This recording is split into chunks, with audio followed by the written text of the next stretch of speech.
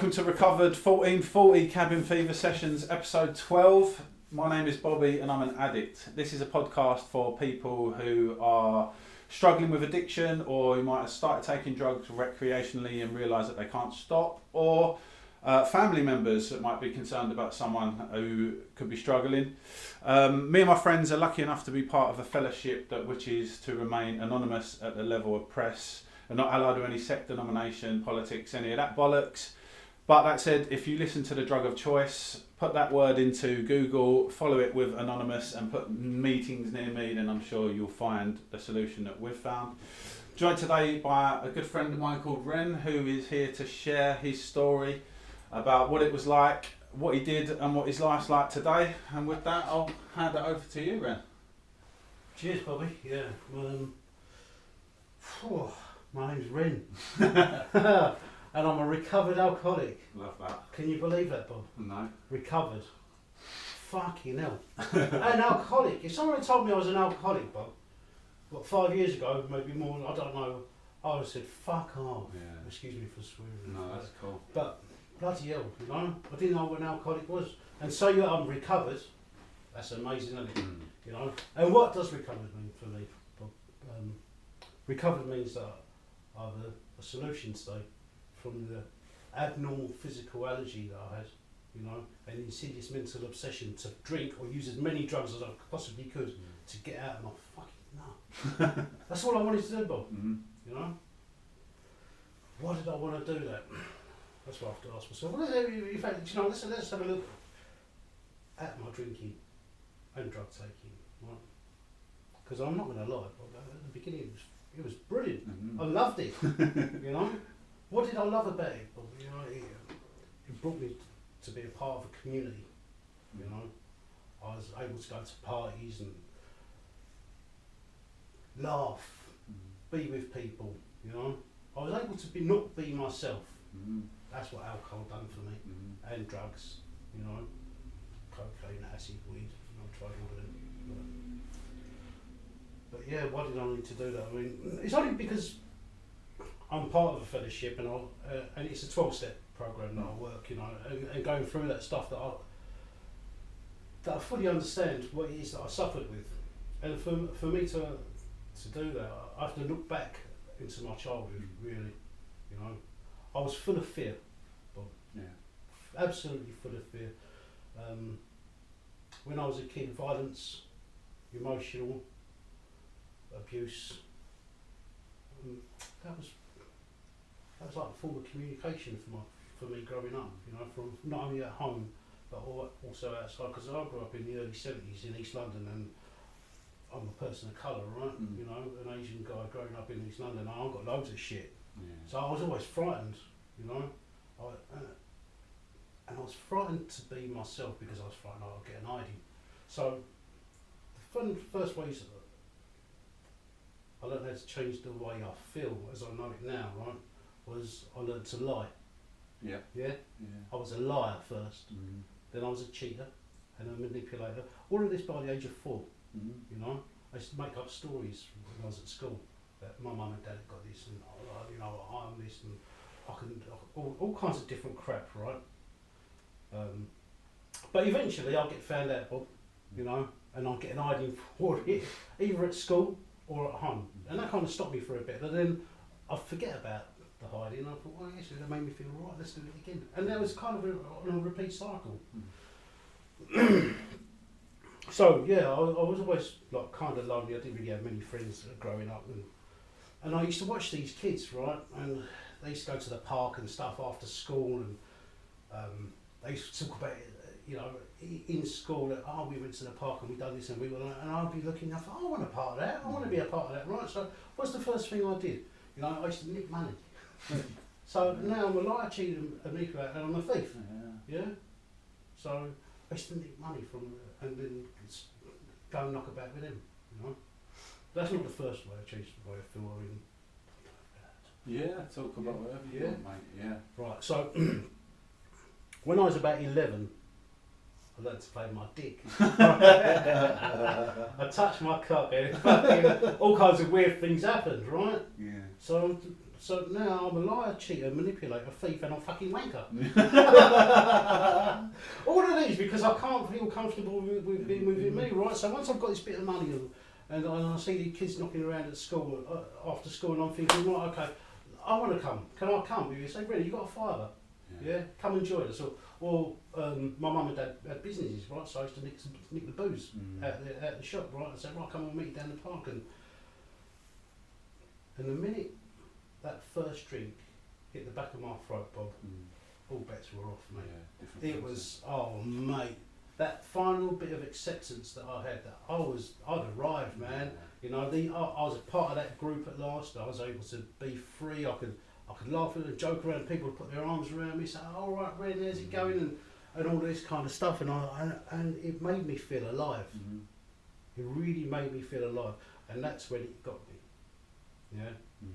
Because other people went home, and I went home as well at that time, but we'd go to school on the following Monday, and I'd be like that. When can we do it again? No, Ren, we'll do it like on Friday, and I'm thinking, no, I want to do it tomorrow, I want to do it Thursday, Friday, whatever. But I couldn't wait. That's all I ever talked about was when can we do it again, you know? And I was only 13 at the time. I was only 13. So anyway, I grew up in a household that, you know, we had a lot of restrictions. So I wasn't able to do it as often as I'd like to, which obviously, and that caused me to act out as well, because I couldn't have what I want when I wanted it. My own way, Yeah, I want my own way. I've thrown my toys out the pram. So I went from being a well-behaved kid to a little shit. Do you know what I mean? I used to fucking cause dramas at home. But yeah, so as it became a weekly thing, you know, got to the age of around 16, and then it became Friday and Saturday, you know, and I was working from the parents for a bit as well, so I had a bit of dough coming in. So I'd go out on a Wednesday, you know, as well. So Wednesday, Friday, Saturday was for me. And Bob, I never used to drink like 1 or 2 pints, even at that age 16. I'd drink until I was throwing up, or passing out, or just making a prat of myself. So I mean, other people, not kids because we're people, other people could stop, not me. And I'd do the pre-drinking as well, even at that age, you know, the MD 2020s and all of that. Yeah, White Lightning. We used to drink it. It wasn't even White Lightning then; it was Thunder, the woodpecker. Yeah, mate. So I lived for that. That's all I lived for, you know. And I was alright as a kid, you know. I wasn't that great at school, but I went to school and all that stuff, just to keep like my parents at arm's length. You know, I'm doing all right, leave me alone. So they kind of let me have a bit of a licence. And 18, I got to 18, and I decided I was going to go to university. And I chose the one that I could go furthest away from everyone, so I could do what the fuck I wanted without anyone to be able to tell me, like, Ren, you can't do this, and Ren, you can't do that. I wanted to be free to do what I wanted to do. And all I wanted to do, if I'm honest with you, Bob, was party. Yeah. I forgot to mention all about all the acid and all that kind of stuff. You know, going to Berwick Manor and taking acid, because really, truthfully, you know this acid is my drug of choice. If I could take acid safely, I fucking would, man. I love that stuff. But it's no good for me. It is no good for me. The effects last way too long. And at your age, even then, 18, 19, I knew I could just leave that alone and stick with the booze, you know. So yeah, I went to university and I failed badly. You know, I went to university, I lasted 6 months. I think I went to about 3 lectures. The rest of the time I was in the student union. I was in the local pub. I spent all my money for the year. I'd done that in 3 months. Yeah, all on booze, clubbing, partying, taking drugs, all of that gone. So it got to around Christmas time, and my cousin was in the same university as me, and he got a report sent to his parents. Yeah, I didn't get one sent to mine, so I didn't fucking turn up, had I? So me being a liar and all that kind of stuff, right? Thinking quick on my feet, what can I do? I typed one up on the computer. And I typed it up so badly that it was all misaligned and all of that shit, right? I sent it to my dad, got a phone call, "Ren, you better come home, son." So I went home. And I got such an idea, and I promised I'd never do it again. I'll never ever behave like that ever again. You know? I fucking did. Yeah. Oh yeah. It took a bit of time, but I did. You know? Set me up in a little business, and I done quite well. You know? Got married, had a son. You know? And all of this time was the drink was always with me. Always. You know? Maybe I could stop at 6 cans or 8 cans, but I deserved it, Bob. I've worked hard, right? Yeah. I deserve this. If my missus had said anything to me at the time, I would have said, fuck off, I've been at work all day. Yeah. Who the fuck are you to tell me what to do? Turn the light switches on and off. Who pays for all this? Yeah? Ego, Bob. Yeah? Massive ego. Yeah. Who's got all these energies? Who's got the cars on the drive? Who's fucking doing all of this stuff? But anyway, eventually we'd split up, and that's for another story, but she left me custody of my son, and I thought, right, okay, well, I've got my son with me now, so maybe I can slow down a bit. Yeah? And to be truthful, I did slow down for a bit, but not for long, you know, because once we got divorced, I was scratching my butt and I was thinking, what can I do, because I haven't got really much of an education, right? I know how to make a pound note and all that kind of stuff, and I love being in bars and clubs, so what do I do? And my alcoholic brain said, why don't you buy a boozer ring? Isn't it? I will run a boozer, Bob. I will buy a boozer and I will run it, and I will run it like a, you know, like you see on the telly, the geezer with the suits and the ties. Oh, yeah. I have full intention of doing that, right? So I bought a boozer in the east end of London. and again, that story starts again. I did not intend for me to drink, and I was going to run it like a business, and I did. You know, I ran it like a business for a couple of years, maybe not even a couple of years. You know, my drink adult brain will lie to me and say, you don't for ages, mate. It's all right. Yeah. Might have only been 6 months, right? It's all right. So I didn't drink for a small period of time, let's say, right? And then slowly started coming on me. People would come in and say, "Ren, have a drink with us." I'd be like, no, it's all right. I'm all right, you know. And then so the urges started coming. So all right, I'll have a drink at 8 o'clock because they'll only leave me a couple of hours. Yeah. And I'm driving anyway, you know, because at that time I had a flat up the stairs and that's whatever. I was driving back to mine, so I said, right, I'll have a couple of drinks, and then slowly became 7 o'clock, then 6 o'clock, and then 5 o'clock. And all of these times, Bob, where I'm so accustomed to being a fucking bullshitter, right? Yeah. That anyone that come in the pub, you know, if you was a gangster, I was a gangster. Well, I knew that gangster, right? Yeah. If he was a villain, I knew all the villains, right? I might have just heard the names in my head, but I knew them all. Or if he was a plumber, I knew a bit about plumbing, so I was able to get away with it. Or a printer and that kind of shit, right? Yeah. I was Mr. Fucking Know-It-All. I thought I was God beyond the ball. I was fucking nothing, mate. Do you know what I mean? But it got to a point where my parents were worried about my drinking, right? They used to look at me in the cameras, because I don't know how, my man had access to the cameras. So he used to ring me, text me and say, how you doing, son? You alright? I said, yeah, I'm just at work, Dad, I'm alright. And he'd be like, you having a bit? I'm like, what the fuck's going on? So people were spying on me, so I cut all the cameras off and all that nonsense. And I isolated myself from anyone who cared about me. Yeah.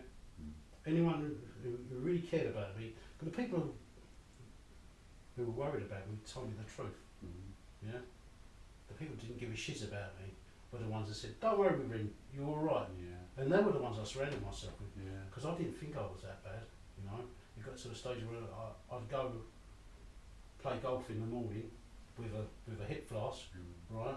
Then have a couple of pints afterwards, and then go to work, clean the beer lines, and I'd be drinking in the cellar on my own, mate, before I even opened the pub. And I'd open the pub, and people would be like, "Oh, what, you all right?" I'm like, "Yeah, I'm fine." "Yeah, are you all right? Come on, have a couple more," and then I'd pass out on the sofa or something, let the staff carry on doing the work. I had no idea I was an alcoholic. Absolutely no idea. I could stop for a little bit of time, but I couldn't stop. And someone come in one day, and I must have been a little bit worse for wear, and he said, "Oh, Ren, are you feeling all right?" And this was the first time I was kind of honest. You know, I said, "Do you know what? I'm a bit fucked, mate." He says, "I can help you out." I said, "Oh, whatever," because my eyes were red. I was puffy. I was a big fella anyway, but I was fucking fat at the time anyway. You know, I was sweating all the time, Bob. Yeah. Non-stop sweating. And he says, "Yeah, have a bit of this." Your licks up. Yeah, Your answer mate. to all the problems. Gave me a bump. Yeah. And I was good to go, man. Yeah. I was good to go. I'd got my second win, bang, fucking 2 o'clock in the afternoon. I felt brand new. Mm. Yeah. Allowed me to carry on drinking, and this time I had no blackouts. Yeah. Yeah. I'd drink till 1, 2 o'clock in the morning. And from the minute I had that first pump, Bob, I was hooked. Yeah. Gone. Yeah. Absolutely gone. I need that when I have a drink. If I can't have a drink now without a ticket in my pocket. Mm. Yeah. And being a publican, right? It's not good news, right? No. So what do? Right, I got friendly with the dealers because I knew all and that's one thing I didn't know. I knew a few of the dealers, right? So I got friendly with the dealers. They'd come in, right? I said, right, I've got this guy, that guy, and that guy, right? They want a couple of tickets each, or they want Henry or whatever, right? And I said, right, no worries. Here's a bit for you, Ren. So I've got my gear Everyone's for happy. free. Got my gear for free. They're happy, right? And I'm gone, mate. You know. Dangerous. I've got the keys for the disabled toilet. I'm down in the cellar, right? There's gear everywhere, right? I'm trying to hide it from my staff. I'm trying to hide it. At this point, my son has left me, right? He's had enough. Gone to live with his mum, so I'm on my own, right? My mum and dad don't want to talk to me because they've had enough, right? The only people that I'm surrounding myself with are those fair-weathered friends. Right? Yeah, only there for the good times. When the shit hits the fan, they'll fuck off. Yeah. Excuse me, that's who I surrounded myself. My staff, right? Bless them, a couple of them cared, but I didn't care enough about them. They went and left me. I've got all new staff in. Ones that like to do the gear right, ones that like to do a bit of dodgy business and all that kind of stuff. And this is my lot now. And anyway, that carried on for a few years now. I must have been 32, 33 at the time. So I gave it a good go, Bob. Yeah. For about 7 or 8 years. I don't think I had a day off from any of that for 7 years. I've been to hospital a few times, you know, where I thought my heart was going to jump out of my skin. I'm sure we all have, you know. Yeah. I've had days, maybe days and days without sleep, you know. Yeah. You know it yourself, right? Go to bed, I'm sweating and I've got some gear next to me. And I thought, I'll just have a little one more night. That'd be alright. Yeah, I've got to sleep at 3:30. I've got to be up at 6. Yeah. Oh.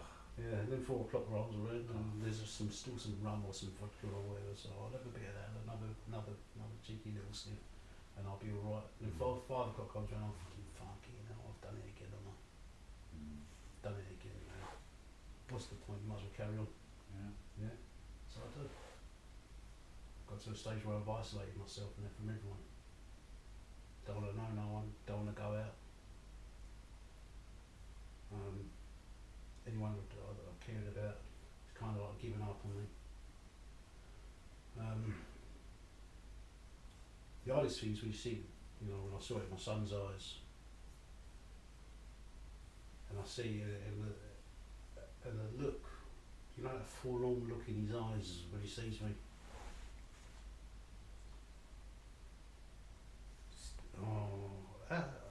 Looking back at it now, after I'd done it to someone. But back then, when he went to his mum's, I was like, fuck that. Yeah. Free Free rein. yeah, I can do what I want now. Mm-hmm. But yeah, still wasn't enough though, Bob. Still wasn't enough for me to stop. I put the pub up for rent. You know, I gave him my properties, I gave them to an agent, so you look after all of them. You know, my accountant says, oh, don't worry, you've got enough money to retire 40 odd years old. And again, that was a licence for me. Because my mind is telling me, don't worry, man. You won't be like that this time. This time will be different. It's not really different. Because now I've got all the time in the world, right? Fuck everyone, fuck everything. You know? Go and play golf with a fuck the hip flask that was in there. It's a fucking litre bottle of vodka now. Right? And I've bought a cool bag with 8 so I can stick some beers in it.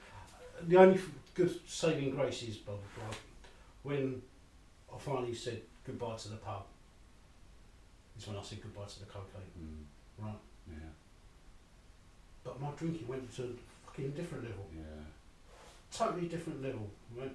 You know, I was a 24-hour drinker, 7 days a week, would not stop for anything. I never used to leave my house, pissed the bed drunk, right? I was so out of shape, I'm big now, but I was so out of shape that I wouldn't cook, I wouldn't eat, right? I used to shit like liquid coming out of it, or I'd throw up, it'd just be bile.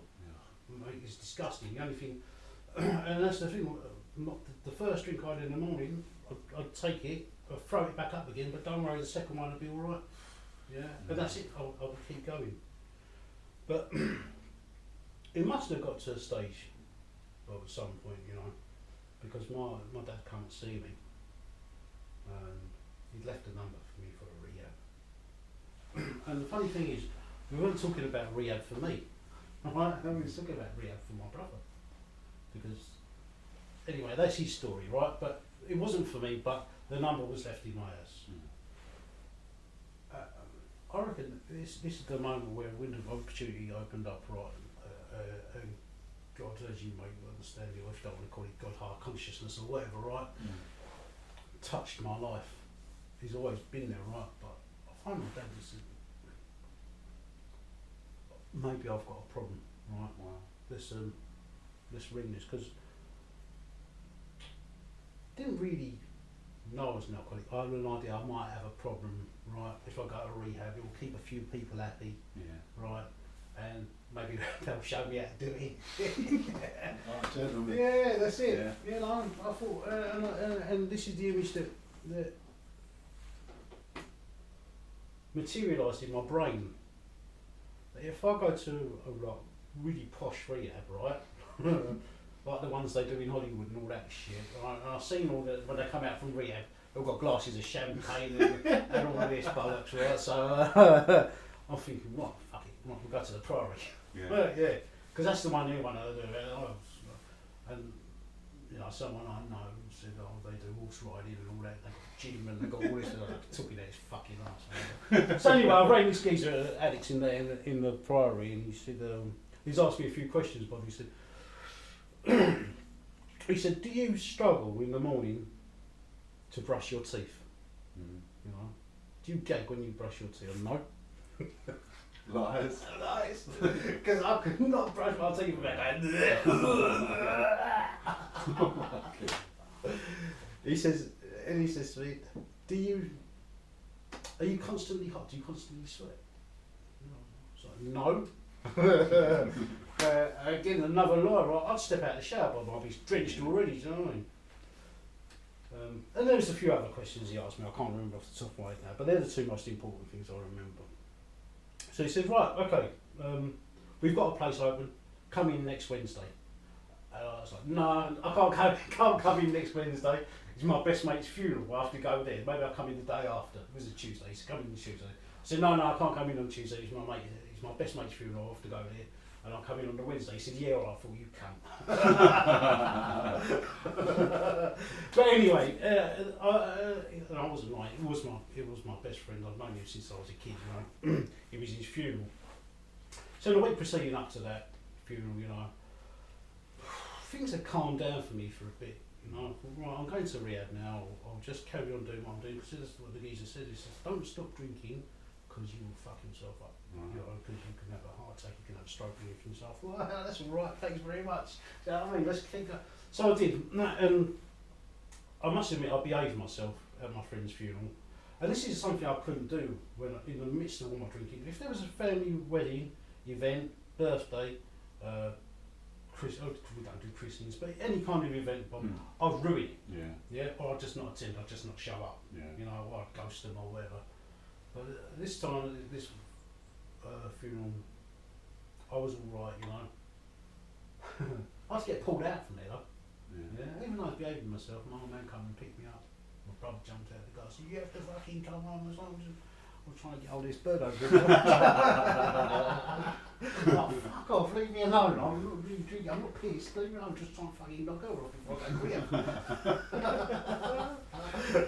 here. Anyway, I got pulled out, so I said, right, okay. So off I went, I think it might have Tuesday, Wednesday, whatever day it was, right? It was the 18th of May. I know that. It was the 18th of May. I went into the Priory down in Chelmsford, and on the way down I thought, fucking hell, I hope it's all right. I hope the bed's all right, you know. And I was thinking, and the night before, I hadn't packed anything, but the night before I packed, you know, I put some swimming trunks, some nice t-shirts and some flip-flops, and put a couple of nice shirts in, a nice pair of jeans in case there's any fit women in there. Even though I look like a fucking mess, I thought, better make an effort. Might be one of them rich ones. But anyway, so I went down to the Priory we went in, it looked all right. Okay, so I went in, checked myself in. They done all my blood pressure and all of that, but my blood pressure was through the fucking roof, mate. 200 and something, 226, I think, something like that, over 140. Mate, I didn't think I was that bad. Yeah. My dad looked at me and said, everyone knew you was that bad. I was the last one to know. Yeah, everyone knew I had a problem except me. Right, with my health anyway. But I still didn't believe I was an alcoholic, right? I'm still going to learn how to do this. So they checked me in, they signed me all in, and Dad's gone home to his, and I'm thinking, right, okay, so I'm hanging about, and they give me all my paperwork to sign this, that, and everything, and they chuck me this blue book, and they said, yeah. He said Alcoholics Anonymous. So fuck that went in the bag. I ain't gonna fucking read that shit, man. I'm laughing, yeah. I come here for therapy, not read a fucking book. Yeah. Right. I've read loads of books. I remember last time it must have been Stephen King one when I was at school. Do you know what I mean? So anyway, so I've got in there, and on the first day I've shut myself off. Do you know what I mean? But I see it was only a small group. I think it was 6-7 people in there. You know, I think you know a couple of them anyway. But yeah, there's 6-7 people. The first day I didn't want to see no one. Right, so I shut myself off. Isolation was only, it's how I keep myself safe. Yeah, keep myself insular. Yeah. Because I don't want no one to fucking see what I'm really going through on the inside. So, yeah, anyway, so the second day, so they said, right, you have to come out and start meeting people. Because it's a group therapy. I'm not sharing fuck all, man. Do you know what I mean? I'm not going to tell no one I'm a drinker with a drug problem. I mean, drugs are very frowned upon in my family. Yeah. People know I've got a problem, but if they knew the extent, and that's the thing, you know, not everyone has to know the full extent of everything, but very frowned upon. So it's always important when drugs are bad, alcohol's alright. And that's the thing with society, isn't it? Yeah. Alcohol's fine, you've got a drink problem, it's alright. You've got a drug problem, whoa, you're a wrong. Yeah. So anyway, I've got in and the first therapy session, everyone's going around the rooms and introducing themselves, right? My name's blah blah blah, and I'm an alcoholic, blah blah blah. And then you come to my turn, I'm thinking, fucking hell, what? But that's it, my name's Ren, I'm an alcoholic. And that's the thing, if I've got an idea that I might be an alcoholic, I probably am, right? And it's the first time I've met people who were like me, who had a problem like me. Because in my mind, if you was an alcoholic, right, you're a park bench drunk, and if you're an addict, you're a crack house junkie, right? Never in a million miles did I think people like me had my problems. I was the only one. I'm the only one, yeah. Of course it is. Of course I'm special. My mum likes to call me special. You are. Yeah. So, anyways, so, and they started talking about this powerlessness and unmanageability. Fucking what? Hang on a minute. hang on, I've come here because I think you're not going to show me how can I have a glass of champagne in the afternoon, then have a couple of beers with dinner and maybe a red wine and a scotch in the evening? That's what I want to know, right? And where the fuck's the pool? Talk about his powerlessness and unmanageable. My life's manageable. I've got fucking great big house. Man, look at my I'm fucking paying for this cash, right? Doing right. Yeah, don't tell me I'm powerless. No, powerless about what? Oh fucking God, man! I've got all of this, and I said, no, Ren, take it easy. We're not talking about it. I'm powerless over drink. What? I said, I haven't had a drink today. I said, why? Because you're in rehab, you fucking moron. If you was outside rehab, would you have had a drink? I said, probably. So what is powerless, you know? It talks about the physical allergy, you know. Once I start, I can't stop. Yeah. And if I say stop, I don't know how long it's for. You know? And that's the thing. I'd have a little bit of sobriety, a day, maybe, very sporadically, but it was in my mind all the time that it's on me. It's always on me. That's powerlessness, you know. I couldn't fucking stop thinking about it. Yeah. I cannot stop thinking about alcohol. Once I put one in me, Bob, all bets are off. Yeah. You know. I'm in a relationship today with a beautiful woman. I've been with her a couple of years,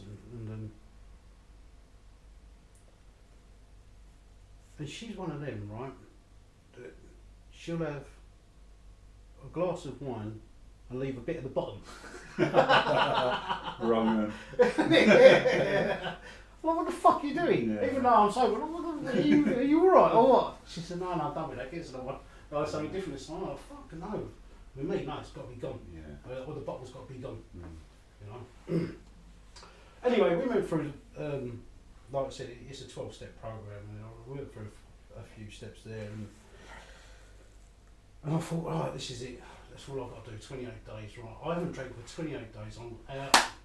My mate from rehab, a couple of mates from rehab, they went to a meeting down in Billericay. They said, come and join us. Oh, fuck off.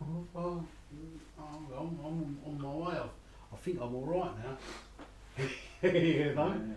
I had no idea that this is a lie again, you know, because when I was in there, it talks about doing these 12 steps and reading the Alcoholics Anonymous book and getting a sponsor. And we went on Zoom and I found a sponsor. It's all lip service I was doing this, right? I found a sponsor and I said, oh, right, will you take us through the work? I had no intention of really doing it anyway, but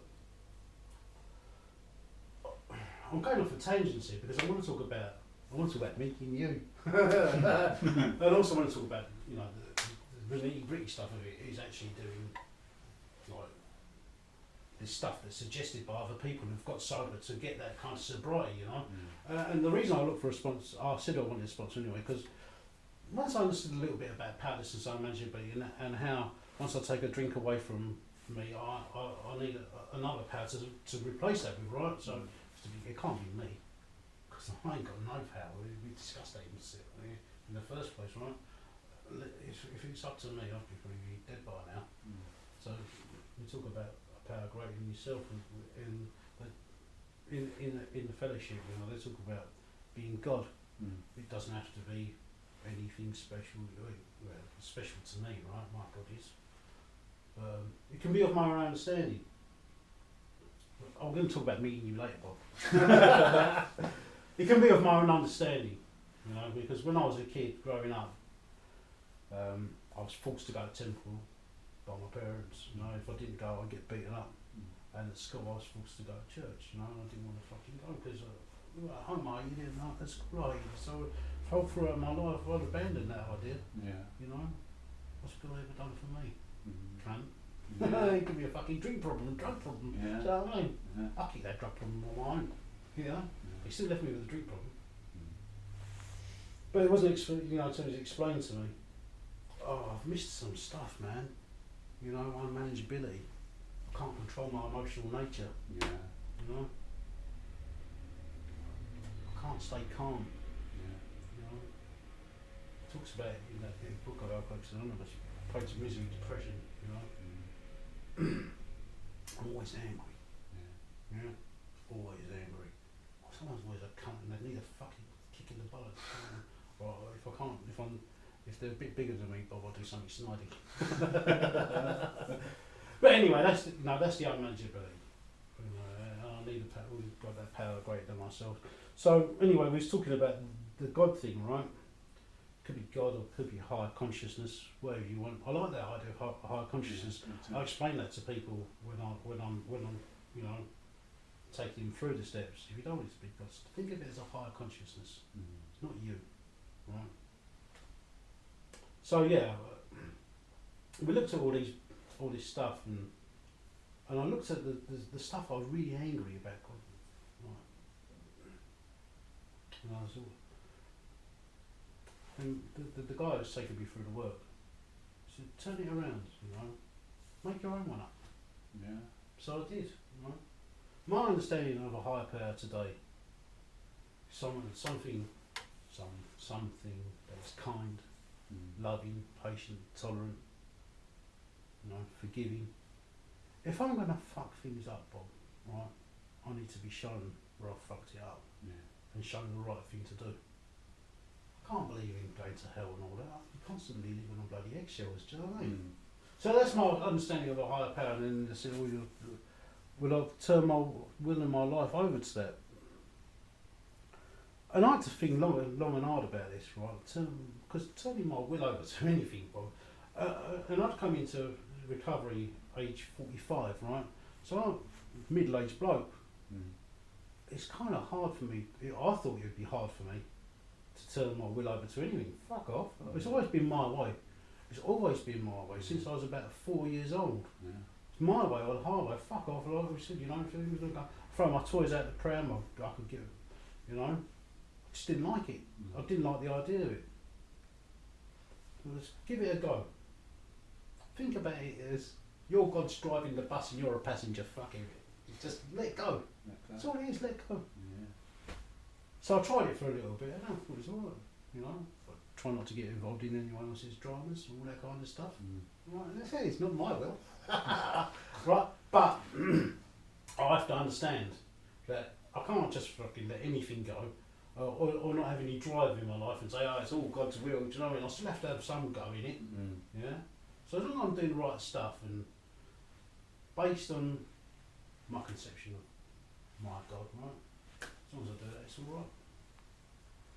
So I was left to do that for a couple of weeks. And, do you know what? At this time, my life is ironing out a bit. It's kind of levelling out, and good things are starting to happen. I haven't had a drink now for probably 2-3 months now. Relationships are cooling down. They're not hot anymore. I haven't got a big family, right? I've got mum, dad, brothers, and my son, right? I've got my partner now, but that's all I've got, right? These things are coming nice. People are being nice, right? Mum and dad are being nice. Son's talking to me, wants to come and visit. Yeah, excited. My brother, well, that's another story. But it's all right. My life is all right now, and my eyes are starting to open up, and I'm feeling good. And I haven't felt good for a long time, mate. The last time I probably felt alright was in my early 20s. Everything's been a battle. Things are starting to calm down.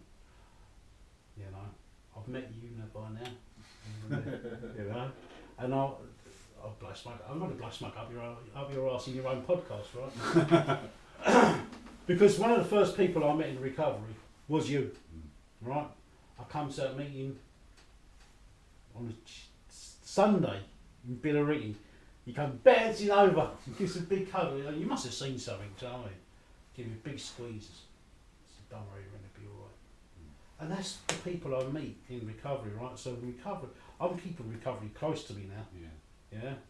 People like you, other people, and they're like me. There's people who've got like years and years sobriety or clean time or whatever you want to call it, and I'm thinking I want that now. So I've gone from a state of going to Rio thinking I'm just going to learn how to do it. So I want that. What he's got. See him, he's super chilled out, right? Zen, man. And I want that. So I'm doing this work now. Where are we? Searching for yeah, looking back at my past, right, fearless, thorough and fearless moral inventory of myself, looking at people who've been cunts to me, right? And first of all, because I'm in this zone, right, I'm thinking, it's all right, everyone's chill, man, don't worry about that, that's all right. But I need to do this, right? This is the one that sets me alight. When I take people through this piece of work, right, it burns me, it lights my fire because I love it. I get to know me, right? And this, can I say? Yeah, step 4, man. Yeah. Made a searching and fearless moral inventory of ourselves, right? And I love it because that's when my life turns inside out and I'll rip it open and I say, oh, hello, Rick. There he is. There, that's you. Yeah. Yeah. Some people find it painful, but it's not painful. Yeah. It's the most freeing thing in the world. So I write down all these people who piss me off. Yeah? Piss me off. And the reason they've pissed me off, and I look at the 7 sides of, how it's affected my pride, ambition, security, and all that kind of stuff. Have they used any of my money? Have they used up my time in my head and all that kind of stuff? And I said, right, yeah, you fucking done that, you done that. And then the response was, right, have a look at your part in it. Oh no. Yeah. What? What? No, I mean, it wasn't doing that. I was just talking about these things. What have you done? Yeah.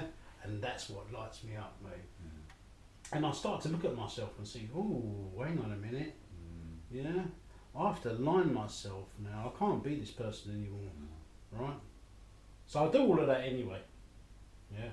And I find out where I've been fearful, dishonest, selfish and all that kind of stuff. And he says, these are your character. These are your character traits. When you are this, that. You are greedy, jealous, and all of that, insecure, all of that kind of stuff, right? He says you act out on it. And then also, I've got certain aspects of my character that need to be dealt with, right? Because remember we talked about that bit when we was in the park, right? And I thought, I want to be that. I've got fucking lack of acceptance. That's my problem. Yeah. I need to be loved in order for me to live. That's bollocks.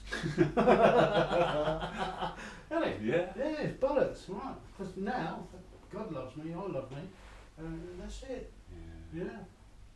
I'm 50 years old now, Bob, right? I've got through this far with it. I'm sure I can get through the next 20 or 30, however long I've got left, right?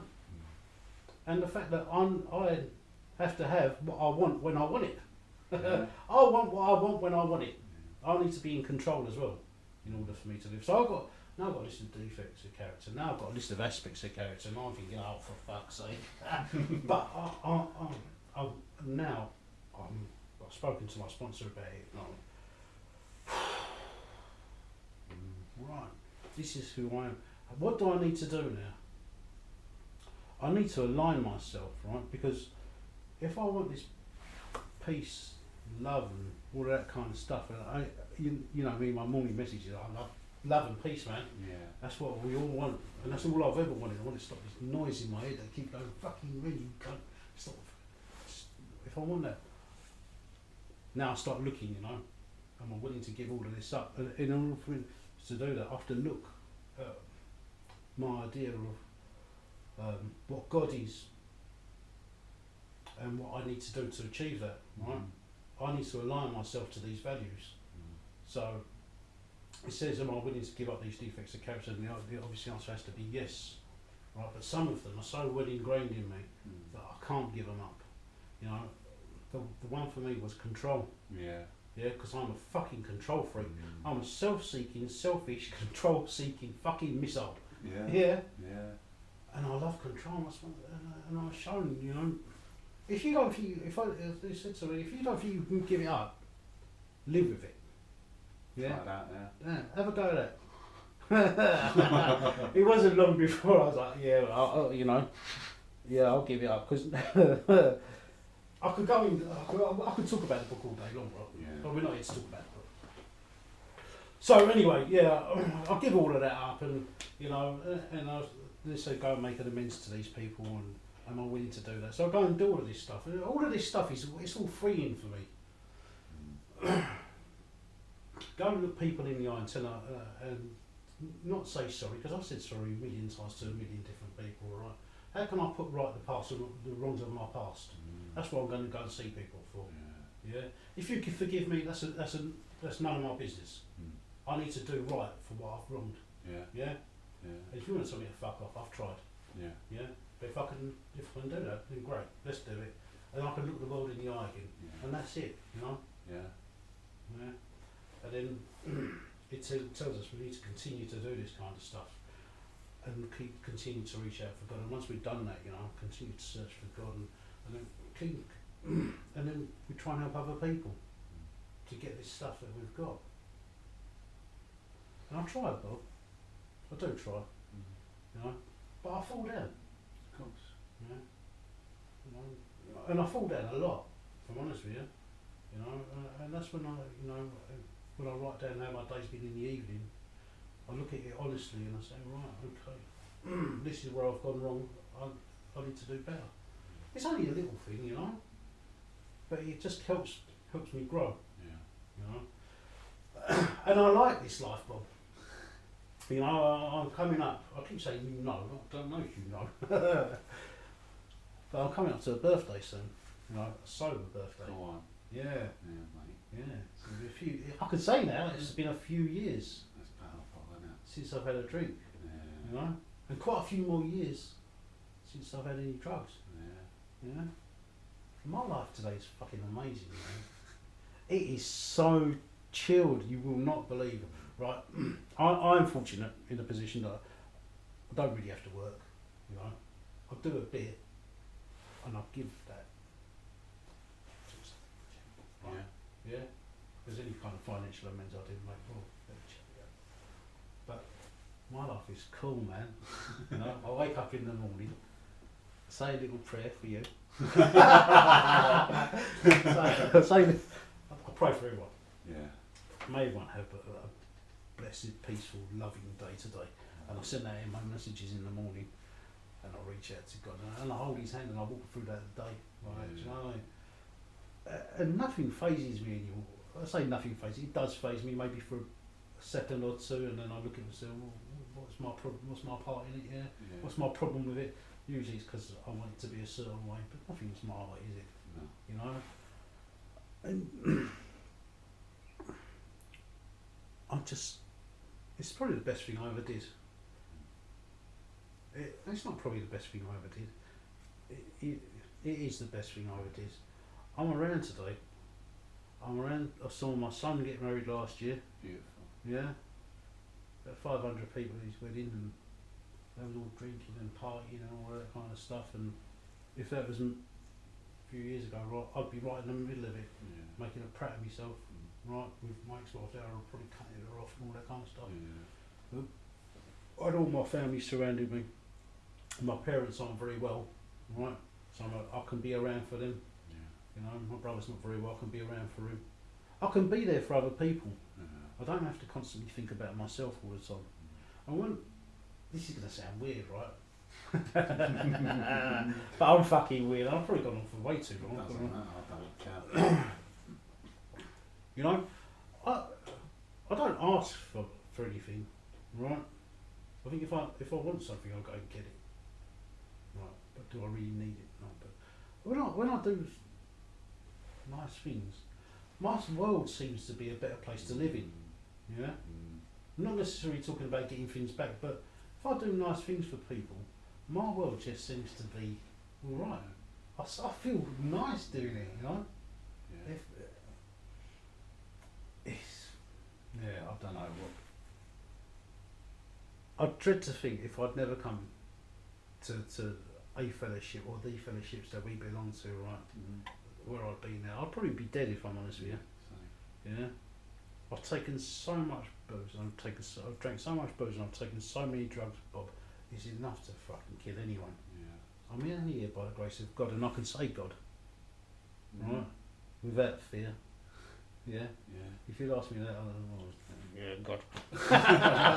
Yeah, right, God. Without fear, I can look at everyone in the eye. Yeah. I have no shame or guilt, no remorse. I look at my drinking, right, and I can look back and I have no regrets. Yeah. It is what it is. It's a lesson for me. Yeah. It's not just a lesson for me, it's a lesson for the next person I'm helping. Wow. Yeah, because it's given me that experience to say, look mate, I've been there, I've done that. Yeah. Yeah, I know exactly how you felt. Yeah. Let me help you. Let me hold your hands, man. You know? Yeah. And that's because I'm a macho man, innit? I'll never say that shit to no one. But it's changed me, Bob. You know? Yeah, today I got to play. This, let me tell you, right? This is how my weekend's been. And let me tell you how my weekends were and how my weekends have been. You can see the change, right? Friday, what I used to do is I used to half get up because I'd already been half asleep, half awake anyway, right? So I'd get my ass out of bed about 6 o'clock, right? Pissed. I'd have a swig of whatever was next to my bed, right? And then I'd go and pretend to play golf. Then I'd go to the pub. I had a 24-hour licence, so I'd party till Sunday. Fucked, right? Wouldn't know what I was doing. I wouldn't give a fuck about no one. This weekend on Friday, I got up. I texted a few of my friends. Don't text very many. I texted a few of my friends. How you doing, mate? You alright? Got a few messages back. Everything's cool. Went to play golf Friday. Come back, spent some time with my parents, chilled out, had a nice little afternoon siesta, had something to eat, watched a movie, went to bed. Saturday morning I woke up, Bob. In fact, it's amazing, I went to bed. Yeah. Right, Saturday morning I woke up, I went to see my partner down in Canterbury, we went to Margate, Lovely. went for a lovely meal on the beach, one of the restaurants on the beach.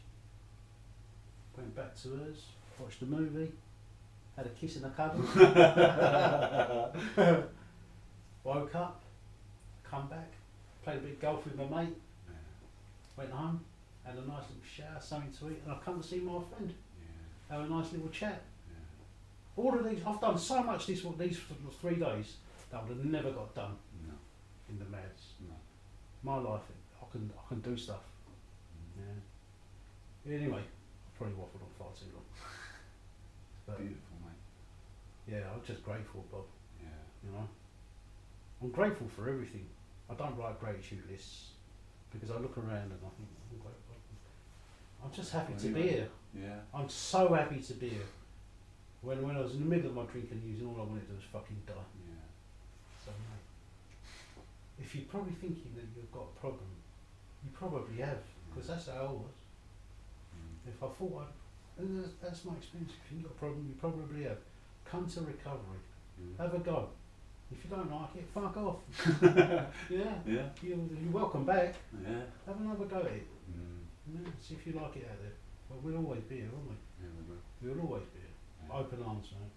I'll leave it there, Paul. Thanks very much. And that's absolutely beautiful, mate. I'm so glad to know you. I really am. And you said that when you came into the rooms, maybe I saw something, and maybe I did, you know, because you're a beautiful soul.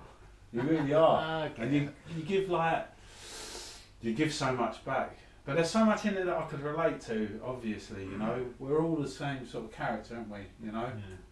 But I could relate to the progressiveness of it. I could relate to the fear as a child, acceptance, and all the rest of it. But what I loved most about what you had to say was about God. You know that word? I'd come into the rooms and talk about God and I'd think, oh, fuck off. You know what I mean? How's that going to help me? Are you saying that? Fuck off. I parted ways with God when I was a kid and we went in and robbed the collection box in the church. That's where my ways parted, because if he saw that, I would fucking bang in trouble, you know? Yeah. And like you, that, you know, I'd hear the phrase control freak and it'd make me bristle and I'd think, oh, because I didn't realise at that time, I'm a fucking control freak, do you know what I mean? I have to have it all my own way. And there is so much peacefulness in letting go.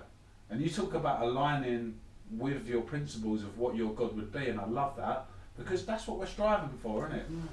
To try to be something else. Journey back to my father, man. Yeah, I love that, and I believe that today. You know, my faith has grown and grown, and I talk about, went to a meeting last night, and a wise man once told me that God works through people, and when you're in a meeting and there's 25 people there, all sharing the same solution, you can't be in any doubt that there's God in that room, right? Group of drunks, group of drug addicts, whatever.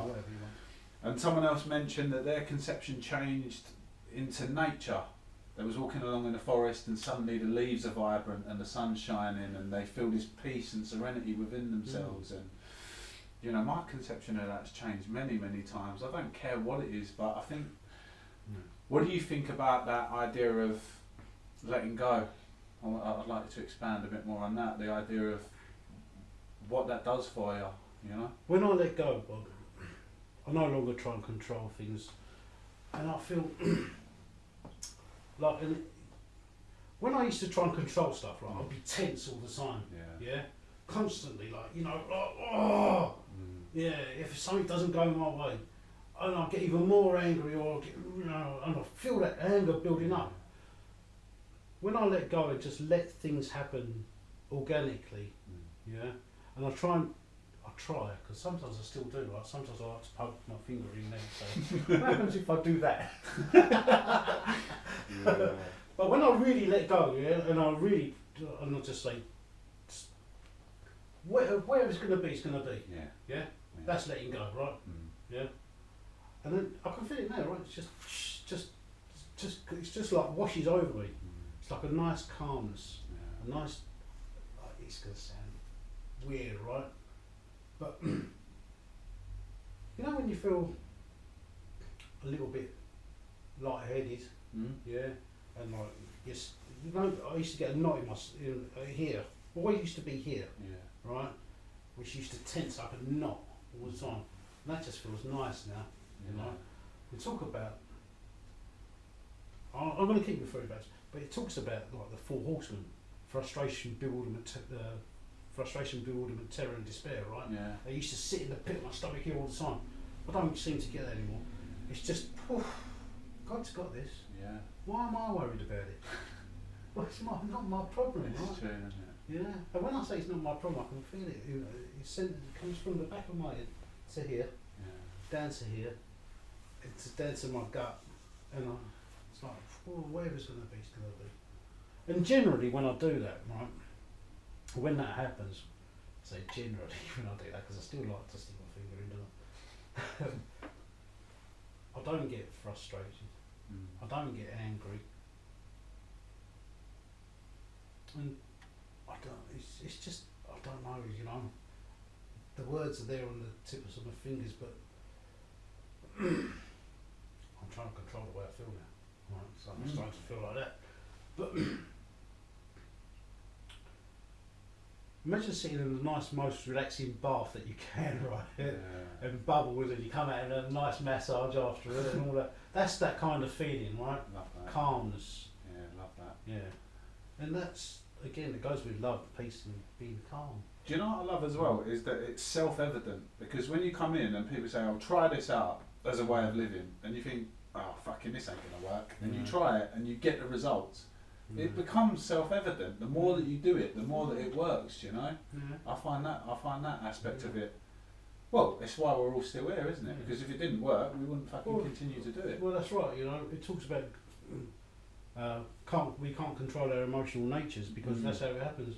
And it talks about it later on in the book. You know, it says if we remain in the state of neutrality, that's when we reach emotional sobriety. And isn't that what we all want? Be neutral, so all of this stuff that's going on in my head and in my soul and in my spirit can be free. And that's what I want. I loved what you said about as well about the unmanageability, because I thought, it's referring to my life. It's referring to all the times I've tipped a car over or fucking caused chaos in other people's lives, and it's not that. It's my emotional nature. Even as a kid, I could not control my emotions, and that's what I need God for, or that higher consciousness for, is to be able to release it, to let it go, so that I'm not affected by little things that happen during the day, so that I'm not in the point where I've got to change the way I feel by putting something inside of me, If I can do that, generally life's quite peaceful, Imagine such a thing. It's nice, isn't it? It's beautiful. It's beautiful, We come in thinking that the drinking and drugs are the problem, and it's nothing to do with that, is it? It becomes so clear. I'm the problem. I love what you had to say as well about step 4 and 5.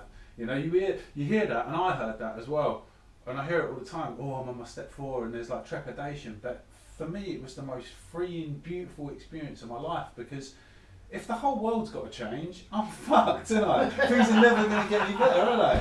No. They're not. But if it's me, and it was a revelation to me that I'm all of them things, insecure, jealous, fucking arrogant. Oh, the list is endless. It really is, but it was a revelation, because I didn't know. I thought I was a nice kid and life just kept kicking me in the bollocks. Like, when it's pointed out to me, like, no, you're actually, like, the book talks about, invariably we placed ourselves in a position to be hurt based on self.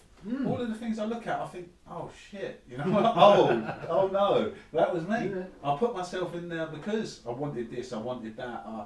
You know, it's a revelation to me to know that I don't have to go in 2-footed anymore these days. You know what I mean? I ain't got to dive in and just relax. Man. Yeah, just relax. Beautiful. What would you say to somebody who was on the precipice of going to a meeting and they might be fearful about walking into their first meeting? What can they expect? Love. Yeah. Yeah. Yeah. If you feel like you don't be frightened to go into a meeting. I was like that. Yeah. Yeah.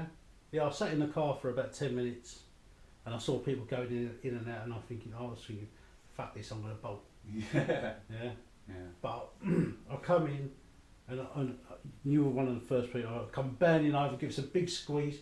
And there's nothing but love in the meetings, you know.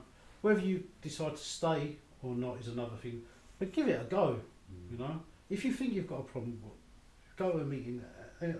I'm guaranteed, if you go to enough meetings, you will get a solution. Yeah. Yeah. You're not alone. No. You know. No. Yeah. Don't feel like you can't go into a meeting. You're not alone. We all suffer with the same thing. I still suffer with the same thing. It's just today that I've got an answer to it. Yeah. Yeah. Beautiful. Yeah, don't be frightened. I hear that all the time. People that I've drove around the block 3 times. Yeah. Do you know what I mean? Scoping the place out, and it can be weird, like, because when I come in, I'm so closed off and I'm so isolated and I feel so alone that these people want to cuddle me, and I think, what the fuck does this geezer want? I'm not that way inclined. Check my wallet's still there. Yeah. Or he wants my number. What's he want my number for? You know, it's none of that, is it? It's purely that these people realise that in order for them to stay clean and sober, they have to help other people. Yeah, because I need to be reminded. Exactly that. Yeah, I need to be reminded. And going back to that thing, you know, you were saying if somebody in two minds or not whether to go into a meeting, a few years in, Bob, you know, and I'm still thinking, I sit in the car and I'm thinking, can I be bothered? But the truth is, I need to get in there to get my prescription. Get my prescription love right. That, yeah. Get my prescription filled, so I've got the medicine to make me better. I love that as well. That's what I was talking about yesterday as well. Is that you know, when it was 5 o'clock in the morning and I've been up all night and I'm thinking I'm in so much pain and despair and I'm never going to do this again. And then the next day at 12 o'clock midday, suddenly I'm all right. And the book talks about it. I can't bring into mind with sufficient force the pain and suffering of a month, a week, or even last night.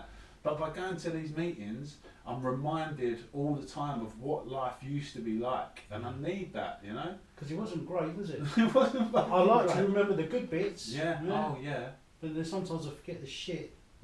But I have to be reminded. Yeah, like you perfectly said it. Keep going to meetings.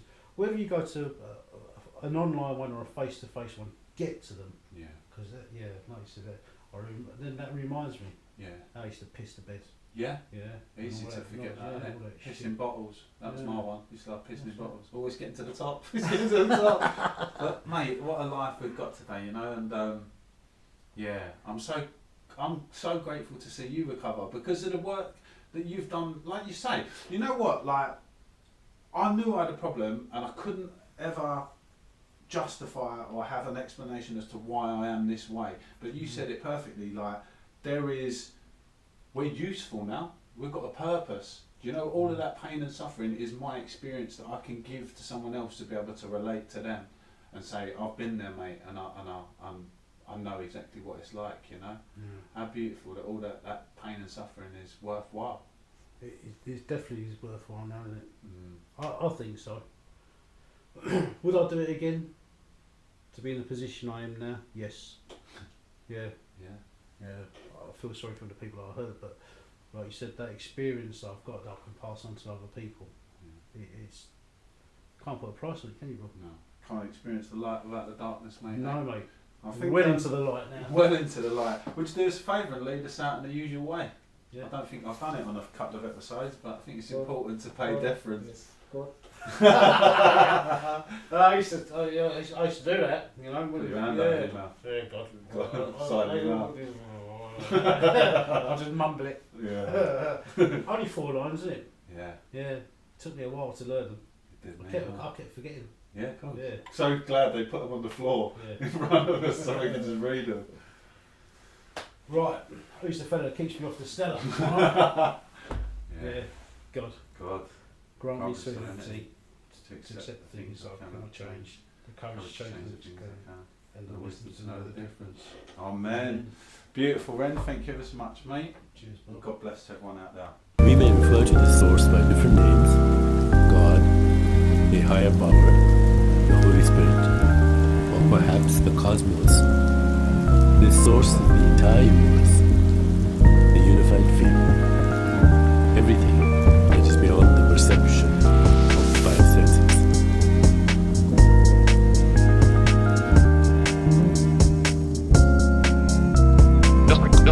Just received in our news, and further details of this continuing story. Just received in our and further details of this continuing story.